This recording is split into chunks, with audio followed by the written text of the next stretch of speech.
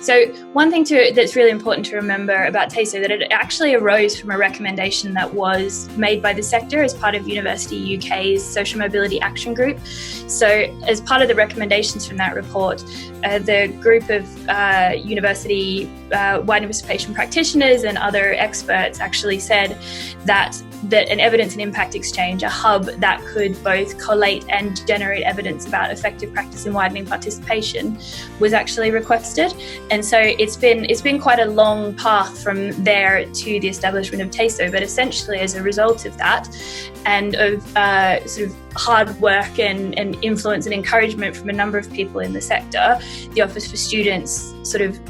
set aside the funding to establish TASO. And we were very fortunate. So the consortium of King's College London, Nottingham Trent University and the Behavioural Insights team, and we were fortunate and sort of very privileged to be the successful bidders on that. But this has very much from beginning been a sector-wide and sector-led enterprise, which I think is really important to remember.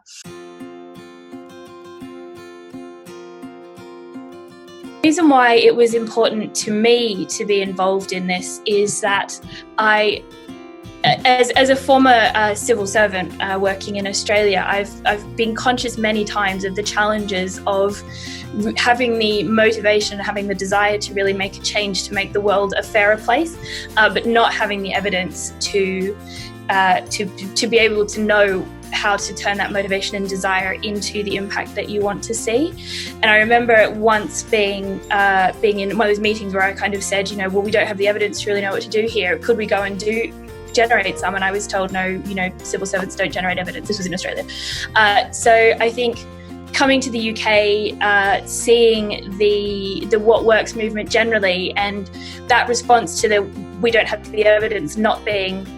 that civil servants don't generate evidence, but actually being, well, let's set up an organisation that can generate that evidence in a practical, concrete and usable way, was I think something that was really attractive and inspirational to me.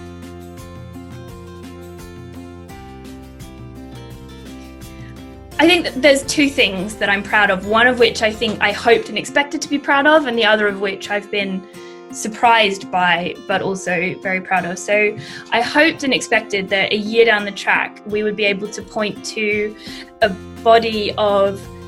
research, evidence, and the plans for new research that would really demonstrate that this was something that was achievable and important and useful for the sector. And I'm very proud of what TASO has been able to accomplish in the last year and a half, which feels like it's gone both very fast and very slowly in some cases, around getting the website up and running, getting the toolkit, which is a massive exercise that involved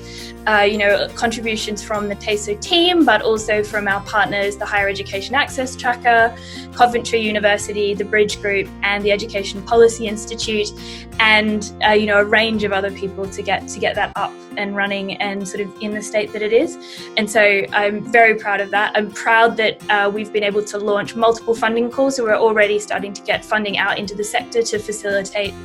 evaluation of projects and interventions that are being run in the sector. So I'm proud of that. I think we've achieved a lot, and certainly when I look back, I think it's crazy to think how much TASO is a sort of a force in the sector already when it's only been around for just over a year.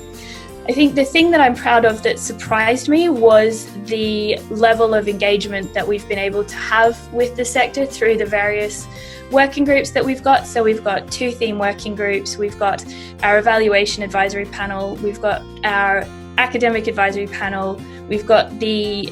board of trustees and also the governance board that sort of works with the Office for Students on the way the grant is run. And so got our sector network. So all of those areas, I think every time we've gone out to the sector, we've been just sort of overwhelmed and surprised and so pleased with the level of engagement that we've got and the quality of engagement that we've got and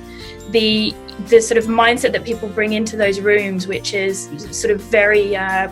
collaborative and very, how do we make TASO an asset for the whole sector? So I'm really proud that we've been able to set up those venues for people to, talk about evaluation, talk about what we don't know and what we need to know, and that they're sort of working to be a force for good in the sector.